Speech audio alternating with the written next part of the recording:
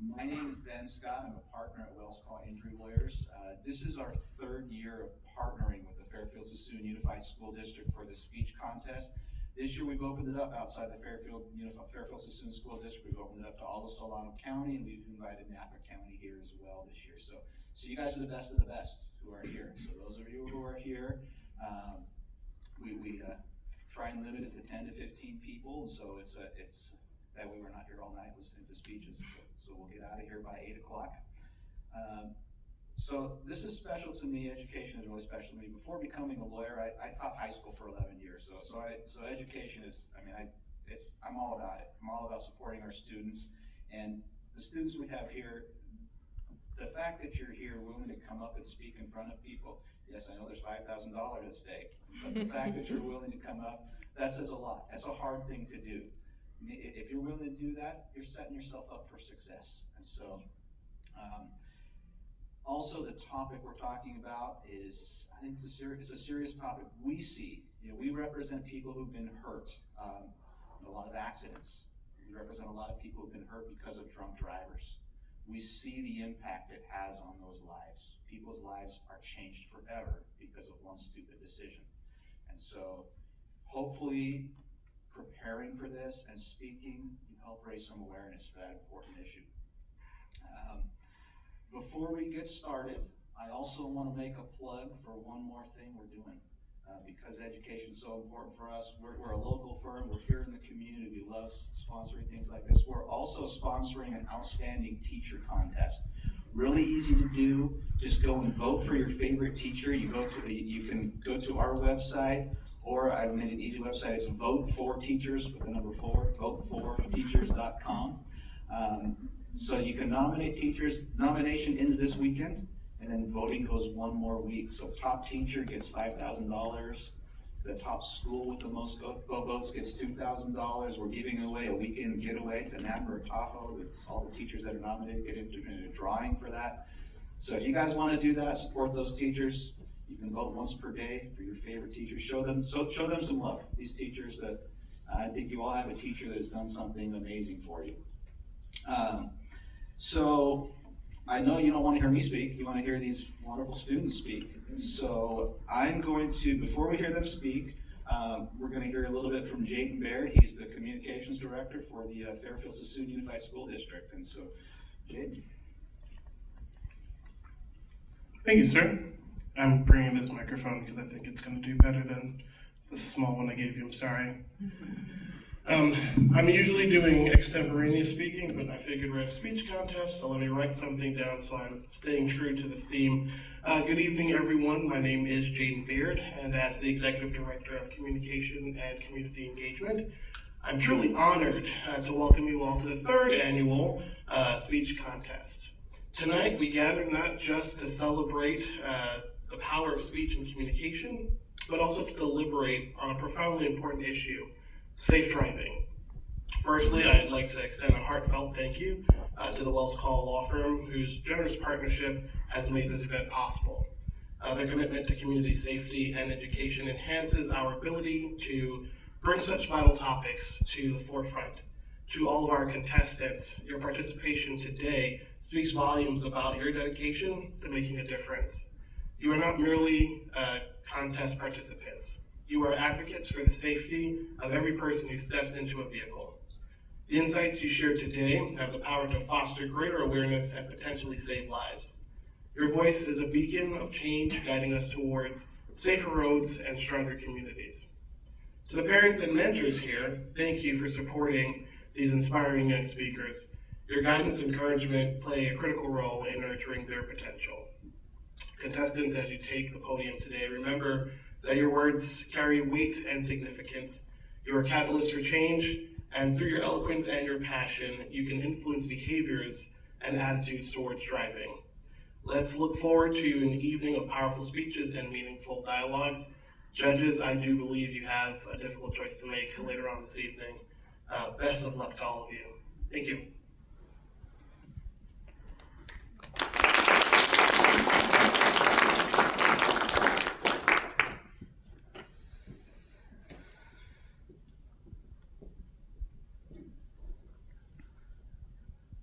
Thank you, Jaden. That was his button. There we go. Yeah, the judges always tell me I don't talk loud enough, so.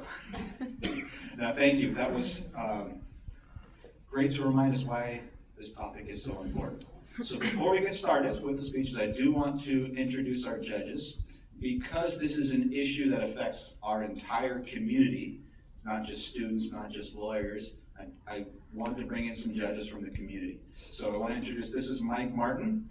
Mike, you want to stand up? Hello. Mike is a realtor with In Motion Realty.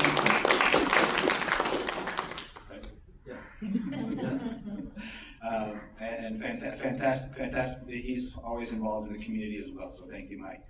We have Karina Cook, who is a tax advisor. Tax advisor, right? Yes. This is the company, so thank you, Karina, for being here. And then we have Simon McHenry. Simon is an attorney. He works with for our law firm. He is a former prosecutor with the Contra Costa District Attorney's Office, and so I think he's seen some of the consequences of drunk driving in that capacity as well. So how we're going to do this, we don't have a program with the order of the speakers, and so we want to add to the nervousness that you're going to feel. And so what's going to happen is you're going to see your name and your bio is going to pop up on your screen. When you see your name pop up, then you know it's your turn to come up. And so, who's nervous? All right, so the moment we've been waiting for. Let's hear this. Let's hear these wonderful speakers.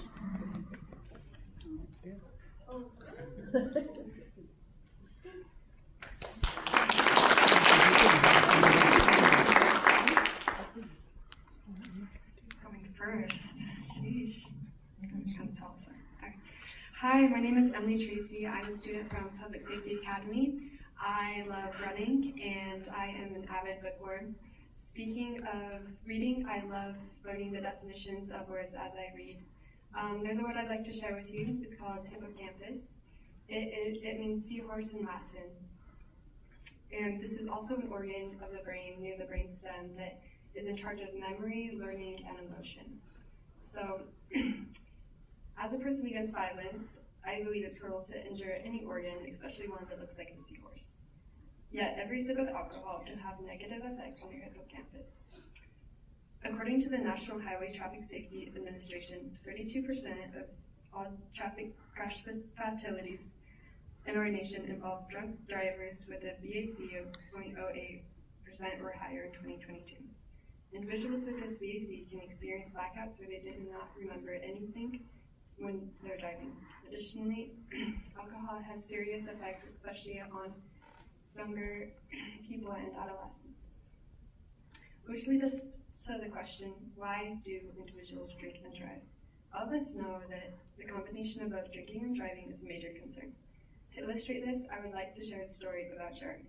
He was a 19-year-old senior who drank 10 ounces of wine at his friend's party before graduation and waited an hour for his BAC to go down to 0.05% before driving home.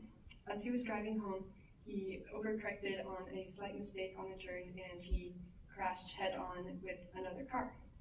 The 55-year-old driver of the van had permanent brain trauma and was in a coma for several weeks.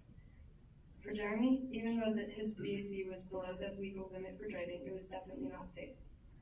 This outcome could have been a lot worse. I'd like to propose an idea, one that has been suggested, though made accessible enough.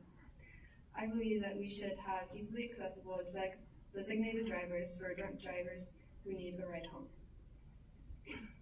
These drivers will usually be present at busy restaurants, bars, or concerts where heavy drinking is involved, and they will be more staffed on the weekends. Additionally, they will be able to drive their client's car home with a variety of methods. Part of it being pair driving, where two of the employees drive and one drives the client's car and one drives the company's car, and they drop the client off at their house with their car, and the employee driving the company car picks up the other one that was driving past. Do you get it? Sorry. They will also be on call for people who need a ride home from personal parties, or if they were drunk, or they were just not able to drive. So having designated drivers conveniently close will ensure that a drunk individual will get home safely and allow others to travel safely on the road as well. Who knows, maybe one day it will save your life. Thank you for listening.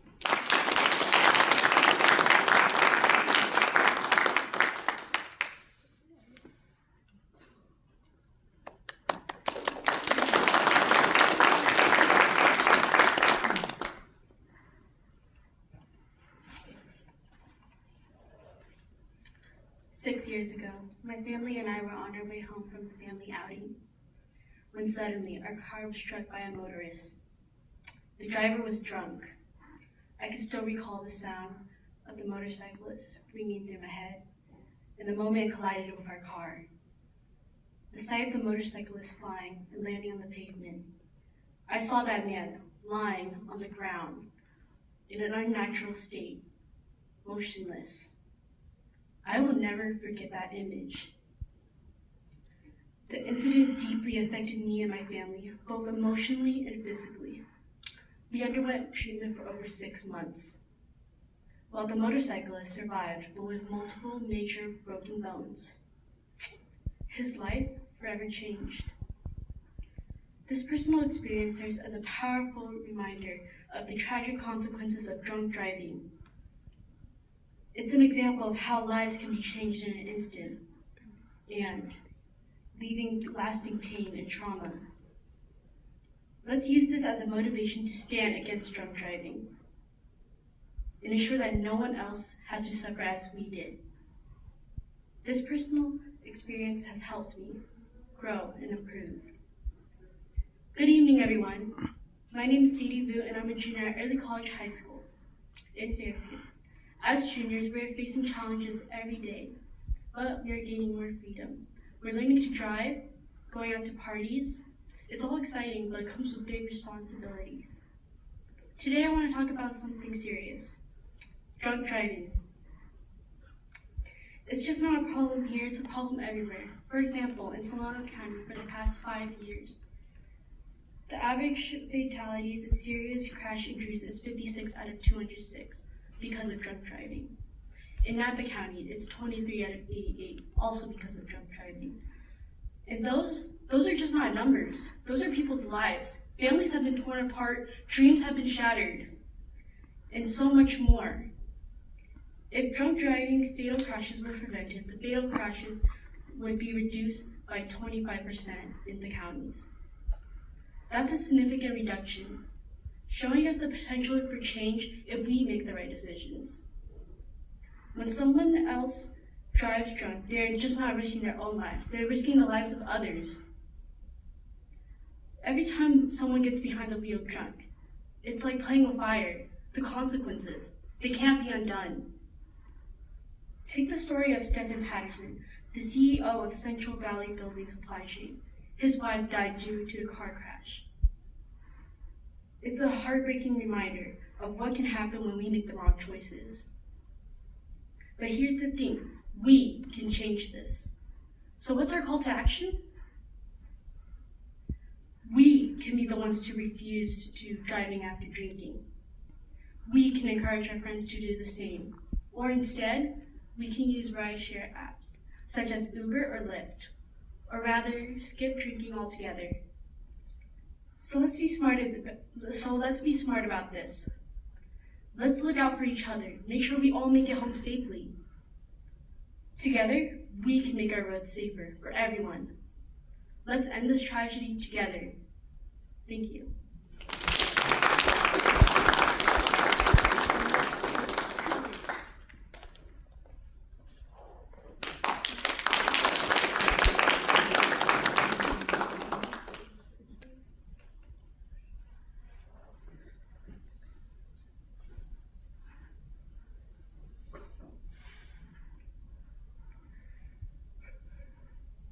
As soon as there is life, there is danger. While this is a morbid sentiment for Ralph Waldo Emerson to express, its truth and brevity paints a beautiful warning about the power each and every life holds. Today, allow me to share with you the story of John, how his decisions led him to become another statistic, and that we can prevent others from sharing his same fate. John was a 17-year-old senior going into his last year of high school, and the doors were opening for him. He had just been named the captain of the football team, he held straight A's, and he had a wonderful family that was there with him at every single step of the way. However, while his parents and teachers warned him about the dangers of drinking and driving, they never taught him what to do if he got drunk and needed a way to get home. Consequently, when his friends invited him to come to a party, he had no plan on how to return. To make things worse, when he hit a couple of drinks, he began to worry about how his parents would react. He knew they would be mad at him for drinking, so he couldn't let them find out. John decided that his only way home was to drive himself and hope his parents couldn't see through him. In hindsight, there were a plethora of other options available to John, but the alcohol impaired the function of his prefrontal cortex, leaving him to the whims of his primary thinking process. This means that he no longer had the ability to rationalize a solution to his problems, and instead, he made a decision based on what made the most sense to his brain at that specific moment. John got in his car, ran a red light, and T-boned a minivan. In that moment, John not only joined the 2,000 other teens that die each year drinking and driving, but he also took the lives of 3 out of the 4 members of that minivan. You see, I don't believe that John intended to drink and drive that night. So where did it go wrong? How could he possibly prevent a seeming inevitability that was never planned and that was the result of impulsive thinking? There are 2 steps in the plan to prevent teen drinking and driving: information and destigmatization. This information needs to be teen specific. John had no idea that his body, as a teenager, was more susceptible to alcohol than an adult, meaning he would get drunk faster than an adult. This concept was never taught to him. Each and every one of us needs to take responsibility to teach concepts like these to the next John, so he moves past the mere acknowledgement of statistics and truly understands why he should not drink. The next step is a little more difficult. Parents and teachers need to take the time to discuss with their kids a plan on how to get home if they get drunk. Many people believe that having such a conversation would somehow signal to their kid that drinking is okay. However, it's possible to discourage drinking while still acknowledging the possibility of your teenager getting drunk.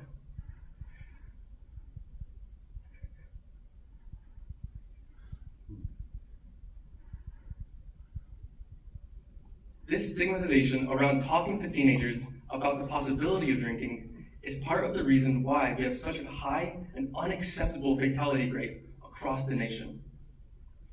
You see, many teens are going to drink, so it is our responsibility as parents, teachers, friends and families, brothers, sisters, aunts and uncles, to not only inform our teenagers about the dangers of drinking and driving, but help them develop a plan to get home if they get drunk. You see, Ralph Waldo Emerson was correct. Drinking begets danger, or life begets danger. However, life doesn't have to be dangerous. While drinking and driving are the keys to death and destruction, communication and understanding are the keys to a safer future. Thank you.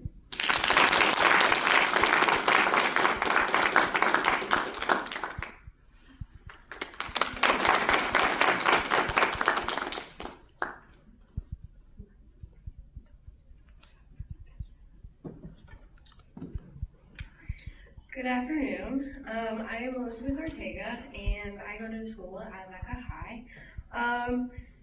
I'm pleasure to speak to you guys today. There is an estimated 27% of teenage drivers who were killed in traffic crashes that had been drinking in California.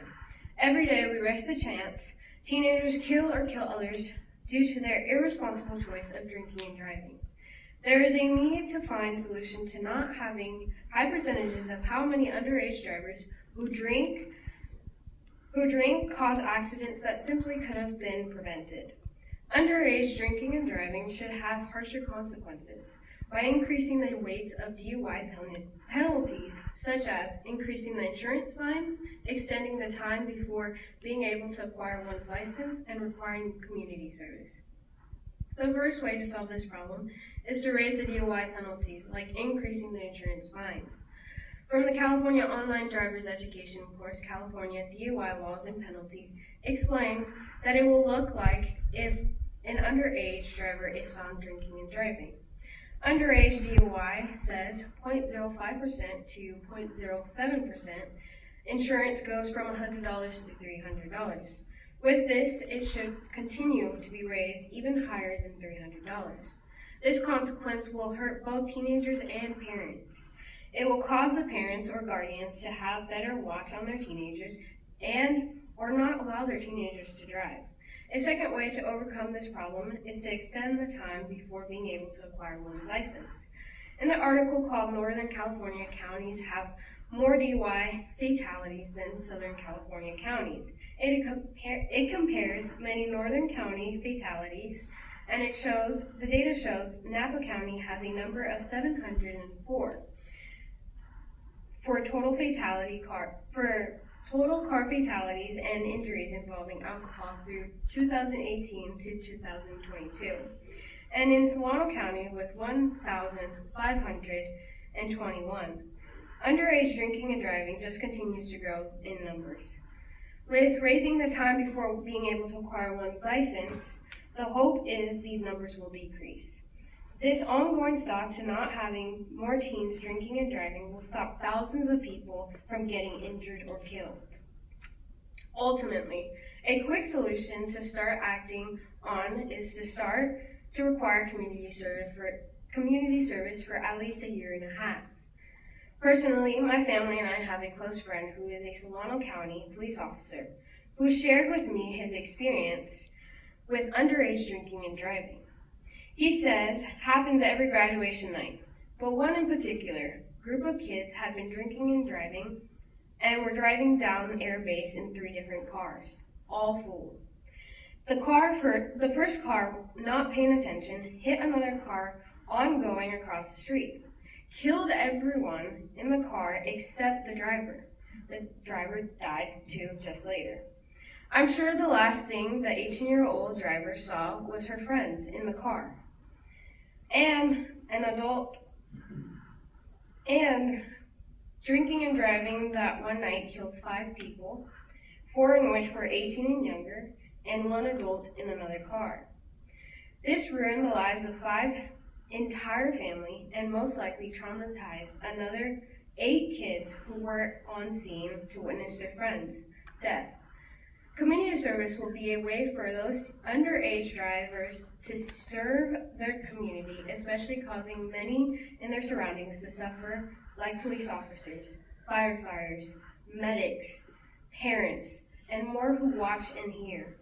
Some parents might argue raising the DUI laws and penalties in California wouldn't entirely affect the teens, but mostly affect parents who have their underage teens under their car insurance will have to be the ones paying for the damage. The parents are very much responsible for their teens. In conclusion, we need to call our local legislators to get the state to take on this ongoing problem. This problem will not be stopped, and lives will keep being lost if we don't take action to put the consequences on teens who drink and drive. It's very simple to just pay for an Uber or have a designated driver. Thank you.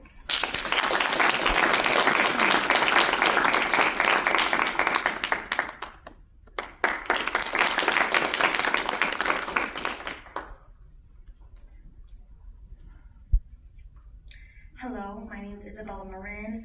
I'm a senior at Willseywood High School. In the early 2000s, a group of students from my local high school went to the lake at local Lake Berryessa. Like me, they were seniors and were excited to celebrate the first day of our mother. Upon driving home, they experienced windy roads. And after that long day, all they wanted to do was go home. Unfortunately, the driver crashed, and only 3 out of the 5 survived. It It concluded that one of the drivers was likely intoxicated. They are one of the many victims of reckless and drunk driving. People die every year from drunk driving, including drinking from teens and young adults.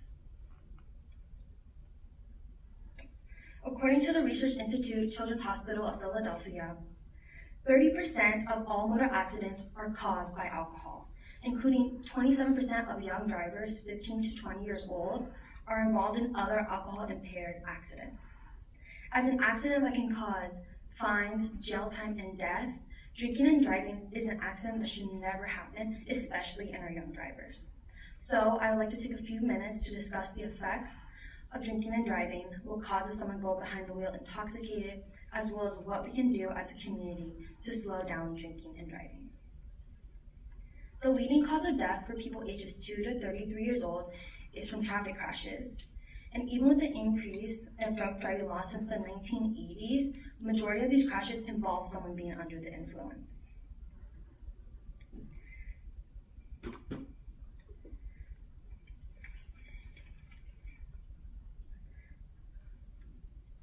According to an article by the National Library of Medicine, a BAC, a blood alcohol concentration of anything over 0 can impair one's driving.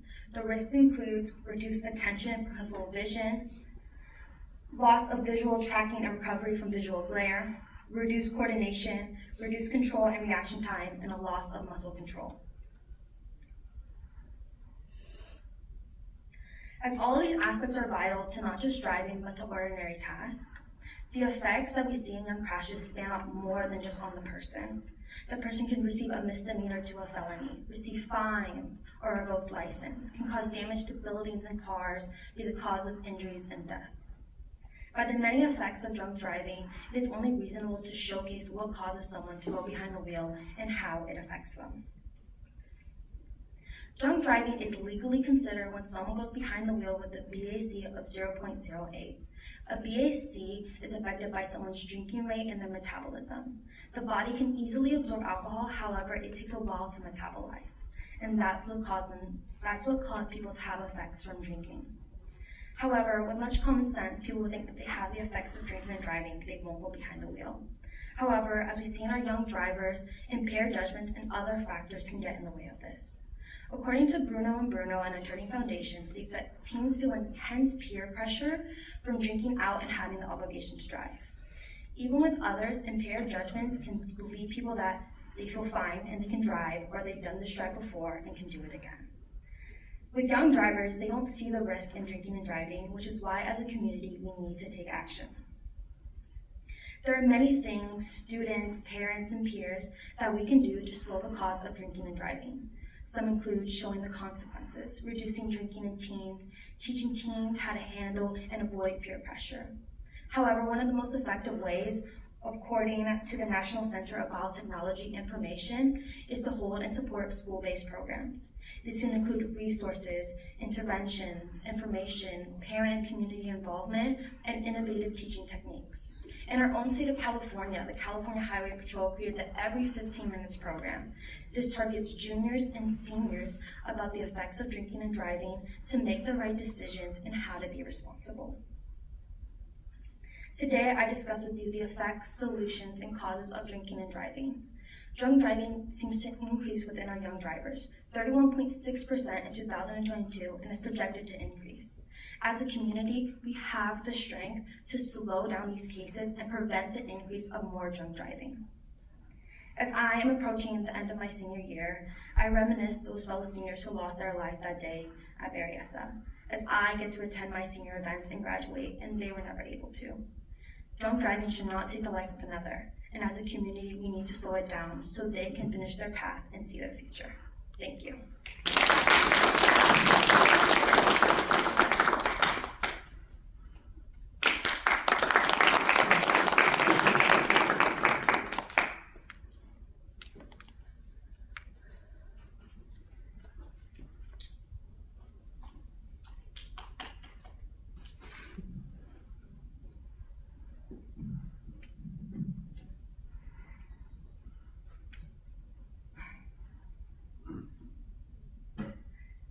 I grew up thinking that my grandfather was invincible.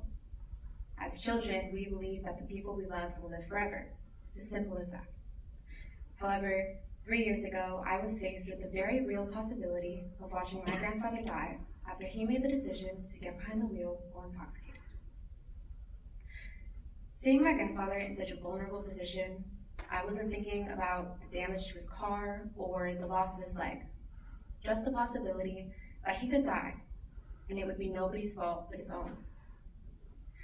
I love my grandfather, and I'm so glad that he's okay now, but that doesn't take away the seriousness of his choices or the possibility that he could have ended an innocent life in a split second. Drunk driving is a choice, one that he made, and it almost killed him. Seeing the effects of this on my entire family, the struggles with being both angry and scared for him, have made me extremely aware of the consequences of driving under the influence. From the time that we first start thinking about getting our licenses, to the moment that we get handed a set of keys and feel like the whole world is at our fingertips, we're taught not to drink and drive. Time after time, we're made aware of the dangers. However, very few high schoolers actually understand the real-life consequences of driving while under the influence. So much money and time goes into educating us about these dangers, but it's not working. According to the CDC, teenagers drive intoxicated about 2.4 million times per month, and 29% of drivers aged 15 to 20 who were killed in car accidents had been drinking. The current methods of educating high school students on the consequences of drunk driving rely on impersonal statistics and repetitive survival stories, oftentimes told by people without a direct connection to the student body. For me, learning the consequences of drunk driving was much more personal. The problem doesn't stem from a lack of education. It comes from the lack of students' personal connection to the topic. So how do we build this personal connection? The healthcare and first responder communities use exercises as a way of gaining experience for real-life events. We can leverage these already existing programs by building a connection between these communities and schools and use them to emulate what were to happen if a student were to end up in a drunk driving incident. Students would act as role players in these exercises, and they would,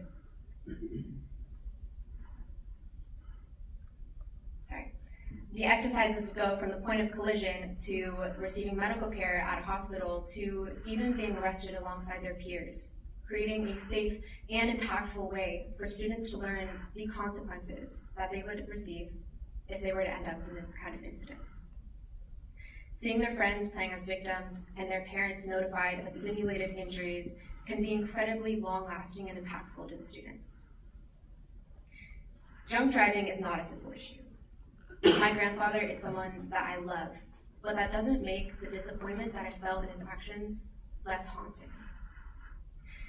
Through simulations, students can witness firsthand the devastating consequences of their choices, fostering a deep understanding and personal connection to the topic. My grandfather was not the first to make this harmful decision. However, he can surely be among the last as we strive to make a steep decline in the number of lives endangered due to drunk driving. With implementation of these new educational exercises and understanding that the relationships we have with each other can be extremely damaged due to these kinds of incidents and accidents, we can strive to make a steep decline in the number of lives endangered due to drunk driving. As children, we do not believe that the people we love could ever die. However, with drunk driving and the danger that it presents to the road, these possibilities are not so impossible as they might seem. If we don't strive for improvements in any way we can, this tragedy can all too easily become a reality. Thank you.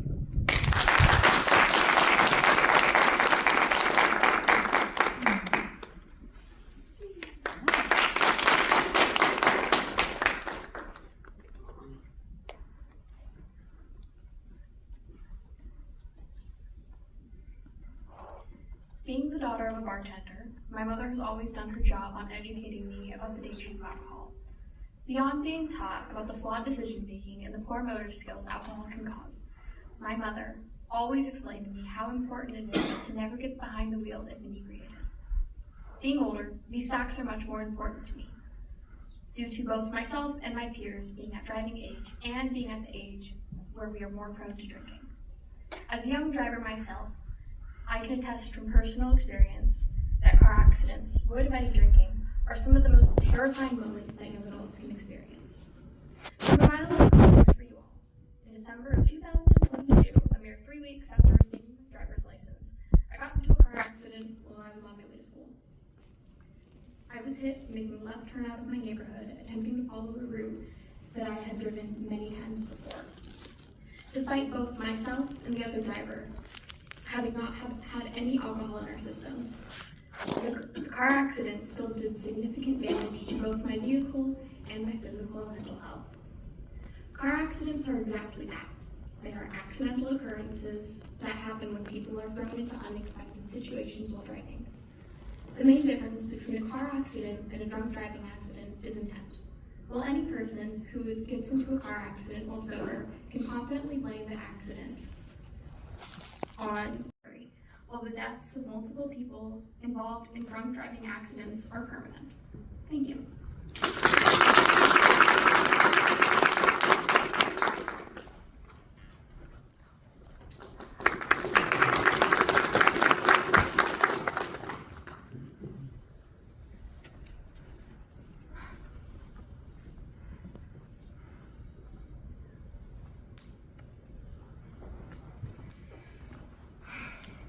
Hello everyone, my name is Napa Shannon, and it's an absolute pleasure to be speaking in front of all of you today.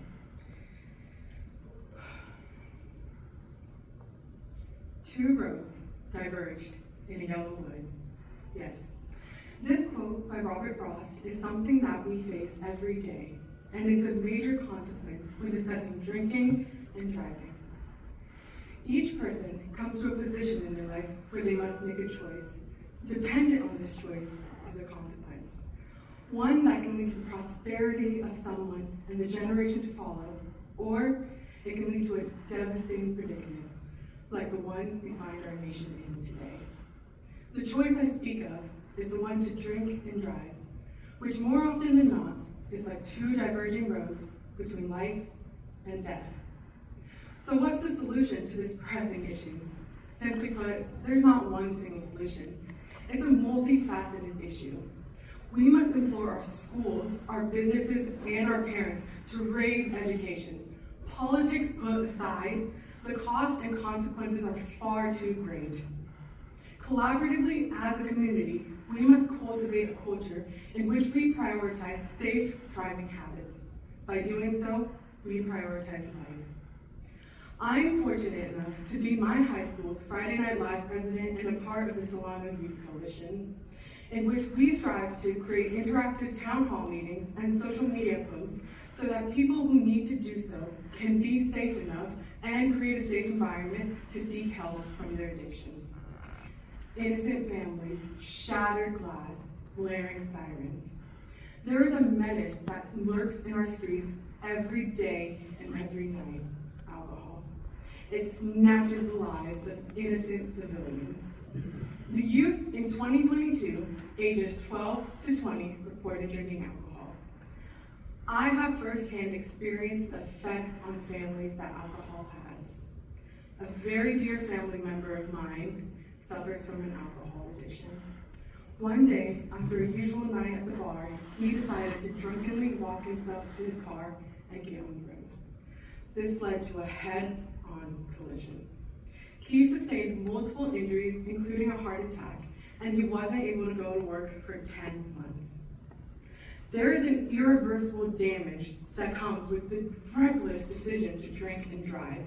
The blaring sirens will forever be a constant reminder of that decision, and he was one of the lucky ones. Don't drink and drive. It's plastered on billboards, television, and radios. It's ubiquitous, and yet too many innocent lives are lost due to driving under the influence. 32% of alcohol-impaired occurrences lead to accidents. These accidents occur to serious injuries, permanent disabilities, and death, not just to the driver, but to the passengers, pedestrians, and other road users. We need to cultivate a culture and community in which we strive for support, education, and we strive for accountability. This alcohol and drinking and driving epidemic requires immediate attention and urgent action. By doing so, we can ensure that everyone in this world has an opportunity to reach their full potential without the danger of alcohol-impaired deaths or accidents. Thank you.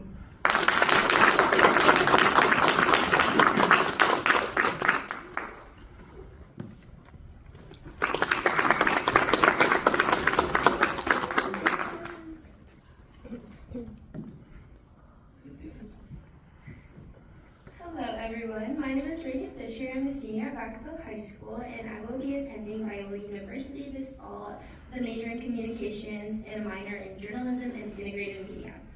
I wanted to start by saying thank you to each and every one of you for allowing me to be here tonight and share my thoughts on the dangers, consequences, and effects of drinking and driving across our nation.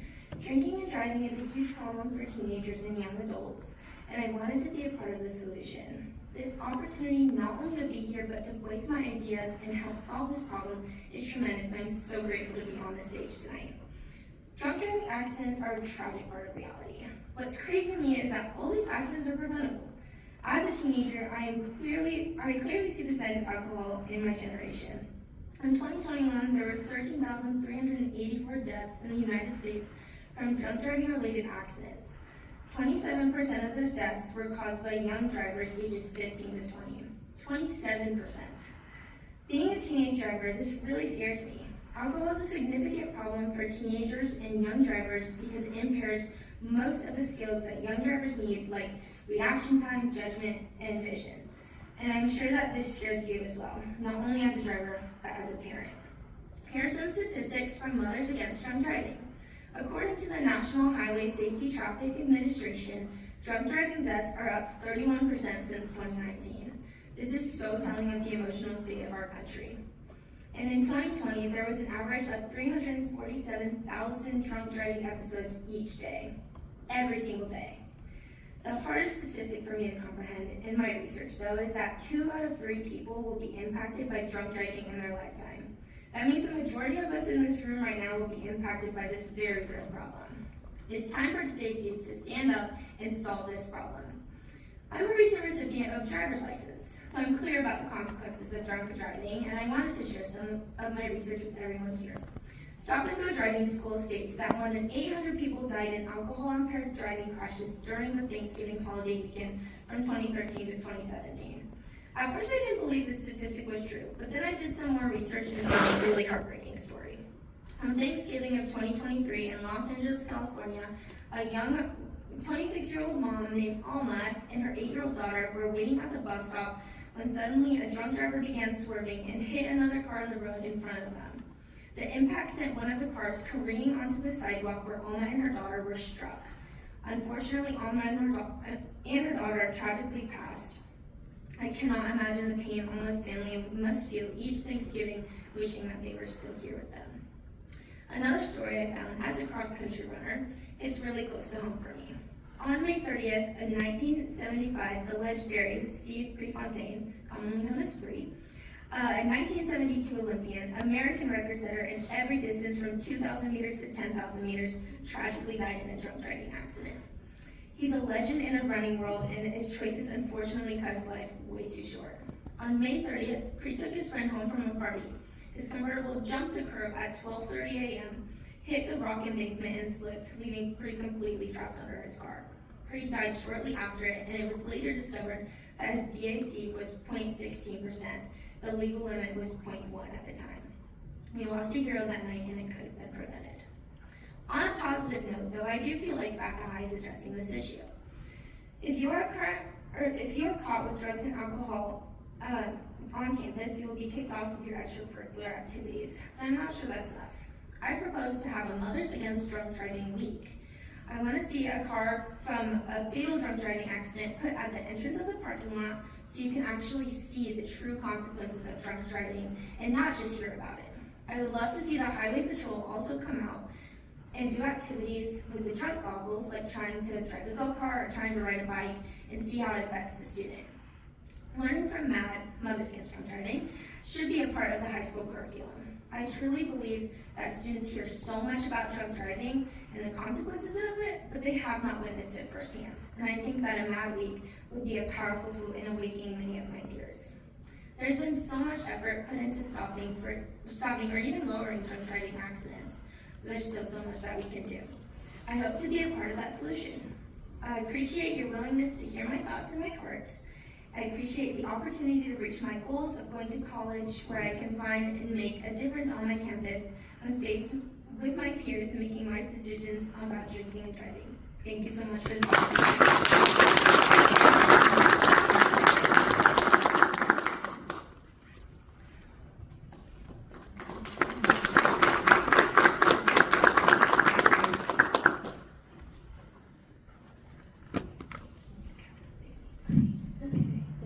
Good evening, everyone. My name is Nia Flood. I am a junior attending Jessica High School in Vallejo, California. And today I'm here to talk about the consequences of drinking and driving. You're out with your friends, having a great time, to only realize your friends and you are having a little too much fun. You realize none of your friends are in a condition to drive. So you have to try your best to sober up, convince yourself that you're sober enough to drive. One poor decision just changed the whole trajectory of your life. Drinking and driving can result in a fatal experience in your life.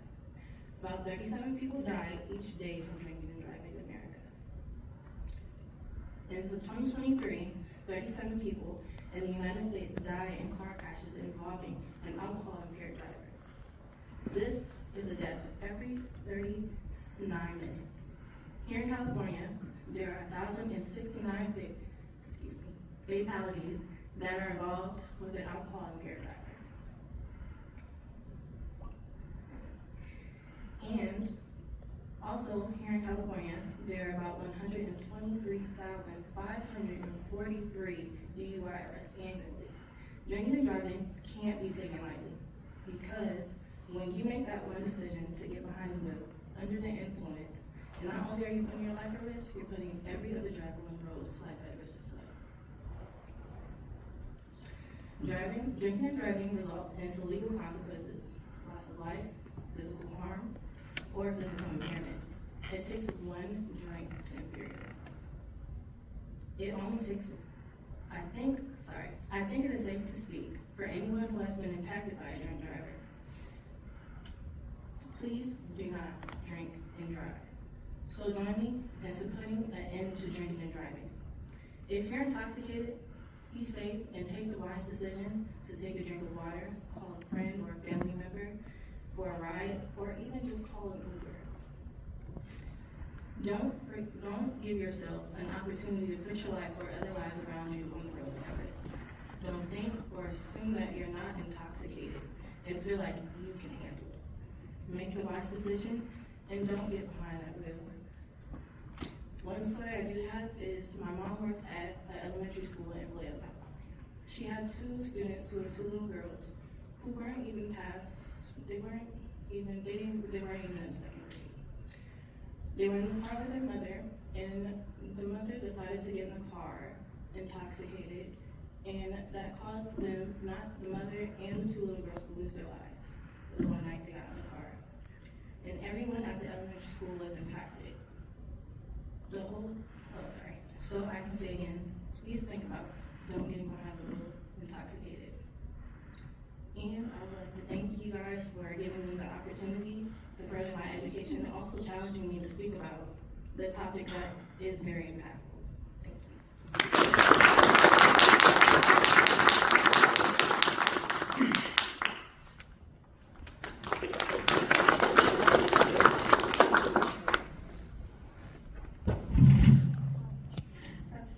There was a step there, my bad. What a great, amazing start. Maybe I'm here right now. As our prompt reads, 37 people die in the United States a day due to drunk driving crashes. crashes. That's someone every 39 minutes. Now, these statistics include those who killed themselves drinking and driving, and those killed by a drunk driver. That's someone's mother, someone's father, sister, brother, somebody's family. Drunk driving is not a victimless crime. There is a demographic especially affected by this problem. Teenagers and young adults like me, my peers. On October 17th, 2021, a 15-year-old named Addison Royer fell out of a car, killing her instantly, while her and her friends were driving drunk on the freeway. She was born June 14th, 2006 to Brian and Sarah Royer. She grew up in Vancouver, California, where she was a ferocious soccer player, as her obituary reads. Addie loved fostering animals and was a volunteer with Whiskers, Tails, and Feral Cat Rescue in Vacaville. She had many animals she loved and cared for, and she was fiercely protective of her sister. In the years before her death, she became very interested in makeup and aspired to go to cosmetology school. Addie was a young traveler, having visited the Caribbean, Central America, and vacationed in many states throughout the country. In her obituary, there's a quote her family left by one of her favorite childhood characters, Winnie the Pooh. "How lucky I am to have something that makes saying goodbye so hard."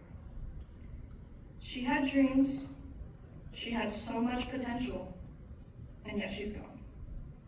She was my friend, and she was a family to many.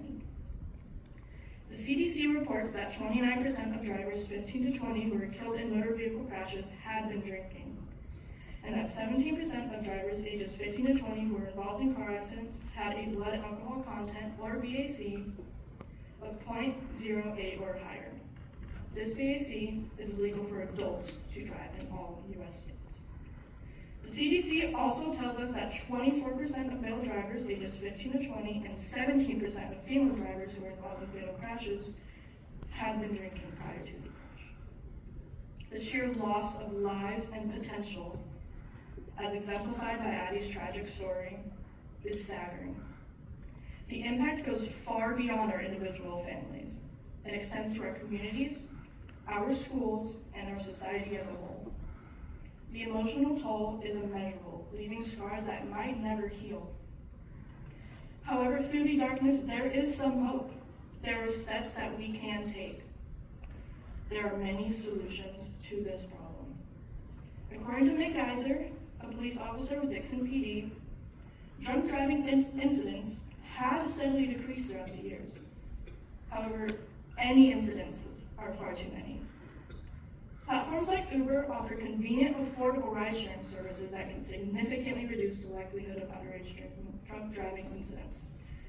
Berkeley University says that Uber has reduced alcohol-related traffic deaths by 6%.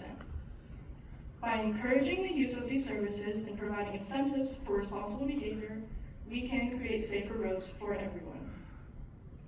Additionally, education and awareness are key components. Organizations like Mothers Against Drunk Driving, MADD, and Students Against Destructive Decisions, SADD, play a vital role in raising awareness about the dangers of underage drinking and driving, advocating for policy changes, and providing support to those affected by drunk driving incidents. By partnering with schools, community centers, and local businesses, we can amplify their efforts and reach a wider audience with life-saving information. Also, enforcement of zero-tolerance policies for underage drinking and driving is essential to hold individuals accountable for their actions and deter future offenses. By implementing strict policies such as license suspension, fines, and mandatory participation in alcohol education programs, we send a clear message that underage drinking and driving will not be tolerated in our communities. In conclusion, the fight against underage drinking and driving is a collective responsibility that requires action from everyone. No matter how hard, no matter how morbid, no matter how hard to relive, we need to raise awareness and advocate for change. Together, we can prevent future tragedies that ensure that no more lives are lost to this preventable epidemic. Thank you.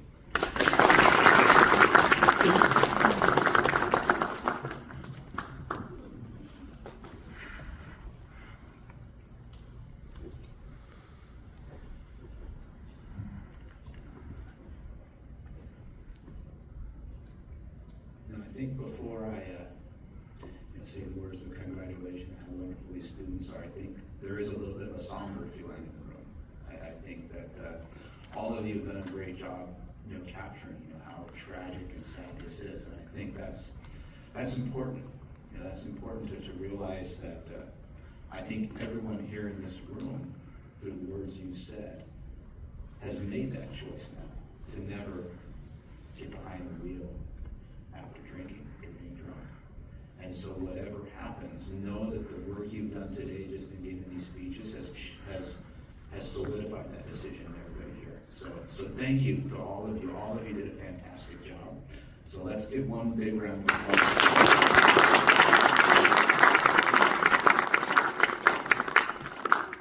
So we're going to give our judges a few minutes. We're going to send them to the back room over here. They're going to confer and decide on our winners. So to add to the suspense, make you a little more nervous. So Jake, you want to show them? And while they are going back there and doing that, I do have a little gift for each of the contestants. So just to make sure you're driving safe, I got a little swag bag. One of the things in there is a dash cam, so each of the individuals either have a little dash cam. Parents can look at that and make sure they're driving safe. So if you guys want to come right over, all the speakers come right over here. I have that little gift bag. Oh, that's so cool.